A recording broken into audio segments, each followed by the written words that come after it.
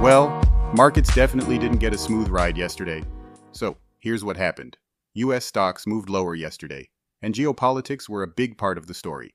Peace talks between the United States and Iran stalled right before the ceasefire deadline, and that uncertainty weighed on investor sentiment pretty quickly.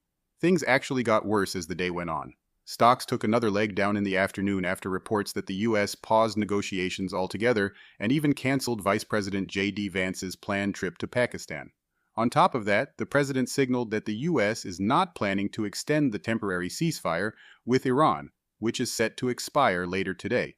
Now, back in Washington, there was also a lot of focus on monetary policy. Kevin Warsh, the Federal Reserve Chair nominee, had his confirmation hearing, and he made it very clear that he wouldn't simply follow political orders. When asked if he would act as the president's sock puppet, he said, "Absolutely not." So yeah, markets were definitely paying attention to that tone. On the corporate side, there was a big headline out of Apple. Longtime CEO Tim Cook is stepping down, and the role will be handed over to John Ternus, who currently leads hardware engineering.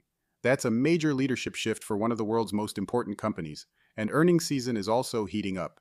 United Airlines reported results after the bell, with investors watching closely for any signs of rising fuel costs tied to the ongoing geopolitical tensions. So, with all that in play, we saw a broad pullback across the major indexes.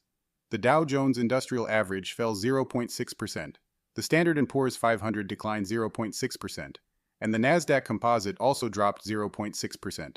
So, yeah, a mix of geopolitics, central bank uncertainty, and big corporate news kept markets on edge yesterday. Alright, that's it for today's Capital Markets Quickie.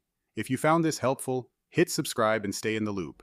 And if you want more insights, just add me on LinkedIn. Always happy to connect. See you tomorrow morning.